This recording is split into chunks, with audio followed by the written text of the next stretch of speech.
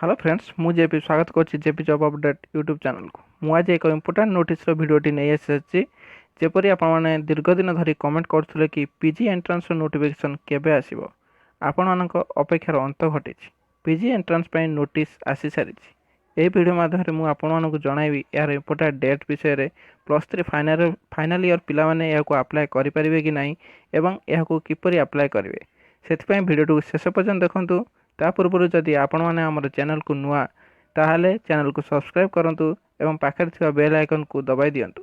चलंतु video को start करवा। प्रथम फ्रेंड्स आसंतु आम जानिबा CPET common PG entrance test कौन। फ्रेंड्स आगुरी पीजी एडमिशन पई मार्क बेसिस थिला किंतु एई वर्ष ठारू एथिरे चेंज करा जाई एकक परीक्षा माने कॉमन एंट्रांस टेस्ट करा जाई। एई परीक्षा रे आपण मानकर रखिथिबा मार्क अनुसार आपनकर यूनिवर्सिटी रे एडमिशन मिलिबो।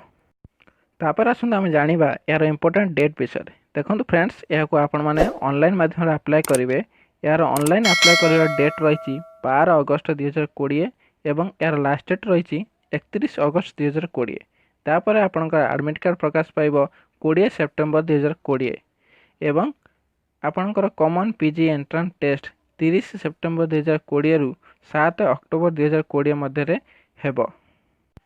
तापर जो पिला माने +3 फाइनल ईयर अच्छी से एग्जाम होना कि कहार रिजल्ट बाहरी ना से गोटे व्यवस्था कराई से अप्लाई करें से निजर मार्क 10 अक्टोबर 2020 पूर्व अपडेट करें।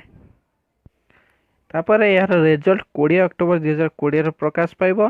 यार मेरिट लिस्ट 25 अक्टोबर 2020 प्रकाश पाइब एवं यार फर्स्ट ईयर क्लास 1 डिसेम्बर 2020 रु स्टार्ट होपर आसो जानिबा या अप्लाई किपरि करेंगे। देखो फ्रेंड्स या अप्लाई करने यार ऑफिशियल वेबसाइट www.samsodisha.gov.in कि www.dheodisha.gov.in को जाई सेठारे अप्लाई करें। तो यह थिला ये नोटिफिकेशन विषय रे। तापर जेतेबेले यार फुल डिटेल्स सिलेबस आसीबो आमे तार मध्ये एक वीडियो बनाइबो से पर्यंत आपण अपेक्षा करंतु। Thank you for watching till and.